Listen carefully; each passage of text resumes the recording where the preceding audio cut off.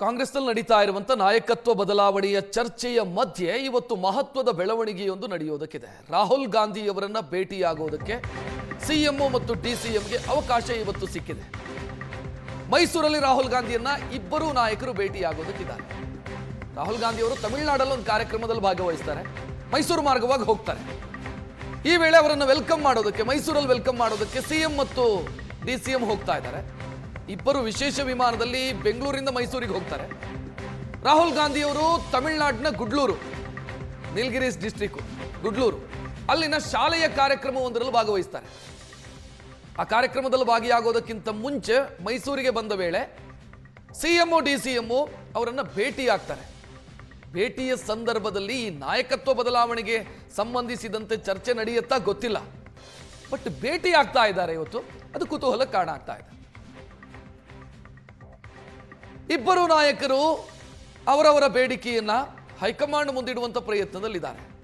CM ಲೆಕ್ಕಾಚಾರ ಇರೋದು cabinet ರೀಶಫಲ್ನ ಬಗ್ಗೆ, ಸಚಿವ ಸಂಪುಟ ಪುನರ್ರಚನೆಯಾಗಬೇಕು ಅಂತ ಸಿಎಂ ಲೆಕ್ಕಾಚಾರದಲ್ಲಿದ್ದಾರೆ. ಈ ಕಡೆ ಡಿಸಿಎಂ ಬಯಸ್ತಾ ಇರೋದು ಅಧಿಕಾರ ಹಂಚಿಕೆಯ ಬಗ್ಗೆ. ಇಬ್ಬರೂ ನಾಯಕರು ಭಿನ್ನ ಬೇಡಿಕೆಯನ್ನ ಹೈಕಮಾಂಡ್ ಮುಂದೆ ಇಡುವಂತ ಪ್ರಯತ್ನದಲ್ಲಿದ್ದಾರೆ. ಇದೇ ಸಂದರ್ಭದಲ್ಲಿ ರಾಹುಲ್ ಗಾಂಧಿ ಅವರ ಭೇಟಿ ಆಗ್ತಾ ಇರೋದು. ಆದ್ರೆ ಇಬ್ಬರು ಒಟ್ಟಿಗೆ ಹೋಗ್ತಾ ಇದ್ದಾರೆ. ಒಂದೇ ವಿಶೇಷ ವಿಮಾನದಲ್ಲಿ ಇಬ್ಬರು ಕೂಡ ರಾಹುಲ್ ಗಾಂಧಿ ಅವರನ್ನ ಭೇಟಿ ಆಗೋದಕ್ಕೆ ಹೋಗ್ತಾ ಇದ್ದಾರೆ. ರಾಹುಲ್ ಗಾಂಧಿ ಅವರ ಜೊತೆಗೆ ಕೆ.ಸಿ. ವೇಣುಗೋಪಾಲ್ ಕೂಡ ಇರ್ತಾರೆ ಅನ್ನುವಂತ ಮಾಹಿತಿ ಇದೆ. ಮಾತುಕತೆ ಏನಾದರೂ ಆಗತ್ತಾ ಮೈಸೂರಲ್ಲಿ ಇದಕ್ಕೆ ಸಂಬಂಧಿಸಿದಂತೆ? ಇದೇ ಕುತೂಹಲ ಇರೋದೀಗ. ಹೆಚ್ಚಿನ ಡೀಟೇಲ್ ಇಡೋದಕ್ಕೆ ನಮ್ಮ ಪ್ರತಿನಿಧಿ ಮಾರುತೇಶ್ ನೇರ ಸಂಪರ್ಕದಲ್ಲಿ. ಮಾರುತೇಶ್, ಈಗ ಹಲವು ಸಂದರ್ಭದಲ್ಲಿ ಡಿ.ಕೆ. ಶಿವಕುಮಾರ್ ಭೇಟಿಯಾಗೋದಕ್ಕೆ ಬಯಸಿದ್ರು, ಭೇಟಿಗೆ ಅವಕಾಶ ಸಿಕ್ಕಿರಲಿಲ್ಲ. ಈಗ ಅಚಾನಕ್ ಆಗಿ ಅವಕಾಶ ಸಿಕ್ಕಿದೆ. ಮಾತುಕತೆಗಳಾಗುವಂತ ಸಾಧ್ಯತೆಗಳಿದಾವ?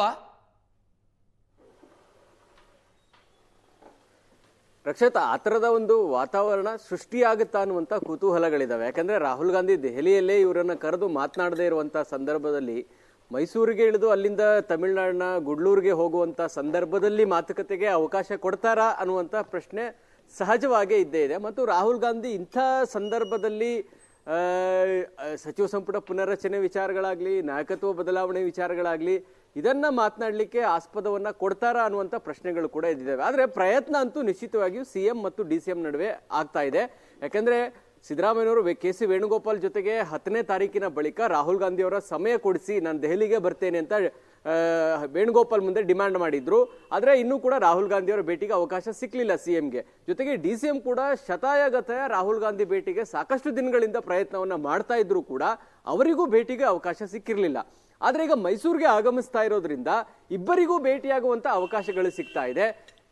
ರಾಹುಲ್ ಗಾಂಧಿ ಅವರು ವಿಶೇಷ ವಿಮಾನದಲ್ಲಿ ಇಳಿದು ಬಂದು ಕಾರ್ನಲ್ಲಿ ನೇರವಾಗಿ ಹೊರಡ್ತಾರಾ, ಅಥವಾ ಅಲ್ಲಿ ಏನಾದರೂ ವೇಟಿಂಗ್ ಟೈಮ್ ಅಂತ ಏನಾದರೂ ಸಿಗತ್ತಾ? ಆ ವೇಳೆ ವೇಟಿಂಗ್ ಟೈಮ್ ಅಂತ ಏನಾದರೂ ಸಿಕ್ಕರೆ ಆಗ ವಿಚಾರಗಳನ್ನ ಪ್ರಸ್ತಾಪ ಮಾಡಲಿಕ್ಕೆ ಅವಕಾಶಗಳು ಇರುತ್ತೆ. ಆ ಹಿನ್ನೆಲೆಯಲ್ಲಿ ಈ ಭೇಟಿ ಮಹತ್ವನ ಪಡೆದುಕೊಳ್ತಾ ಇರುವಂತದ್ದು ಅದೇ ಕಾರಣಕ್ಕಾಗಿ. ಒಂದ್ ವೇಳೆ ಆ ರೀತಿಯಂತ ವೇಟಿಂಗ್ ಟೈಮ್ ಇರಲಿಲ್ಲ, ಅವ್ರು ಇಳಿದ ಕೂಡಲೇ ನೇರವಾಗಿ ಹೊರಡ್ತಾರೆ ಅನ್ನುವಂಥದ್ದು ಏನಾದರೂ ಆದ್ರೆ ಇಬ್ಬರಿಗೂ ಕೂಡ ಭೇಟಿಗೆ ಅವಕಾಶ ಸಿಗಲ್ಲ. ಕೇವಲ ವೆಲ್ಕಮ್ ಮಾಡಿ ಅವ್ರನ್ನ ಕಳಿಸ್ಕೊಡೋದಷ್ಟೇ ಇವರಿಬ್ಬರ ಪಾಲಿಗೂ ಇರುತ್ತೆ. ಸಿಎಂ ಕೂಡ ಕ್ಯಾಬಿನೆಟ್ ರೀಶಫಲ್ನ ಕಾರಣಕ್ಕಾಗಿ ರಾಹುಲ್ ಗಾಂಧಿ ಭೇಟಿ ಬಯಸಿದ್ರು. ನಾಯಕತ್ವ ಬದಲಾವಣೆ ವಿಚಾರಕ್ಕೆ ಸಂಬಂಧಪಟ್ಟ ಹಾಗೆ ಡಿಸಿಎಂ ಡಿ.ಕೆ. ಶಿವಕುಮಾರ್ ಕೂಡ ರಾಹುಲ್ ಗಾಂಧಿ ಅವರ ಭೇಟಿಗೆ ಬಯಸಿದ್ರು. ಈಗ ರಾಹುಲ್ ಗಾಂಧಿ ಅವರೇ ಬರ್ತಾ ಇರೋದ್ರಿಂದ ತಮ್ಮ ವಾದವನ್ನ ಪ್ರಸ್ತಾಪ ಮಾಡಲಿಕ್ಕೆ ಅವಕಾಶ ಸಿಗುತ್ತಾ ಅನ್ನುವಂಥ ಕುತೂಹಲಗಳು ಉಳಿದಿದ್ದಾವೆ. ಅಂತಿಮವಾಗಿ ಅವರು ಬಂದಾಗ ಒಂದು ಸ್ಪಷ್ಟತೆ ಸಿಗುತ್ತೆ. ರಕ್ಷತ್, ಥ್ಯಾಂಕ್ ಯು ಮಾರುತೇಶ್ ಮಾಹಿತಿಗೆ.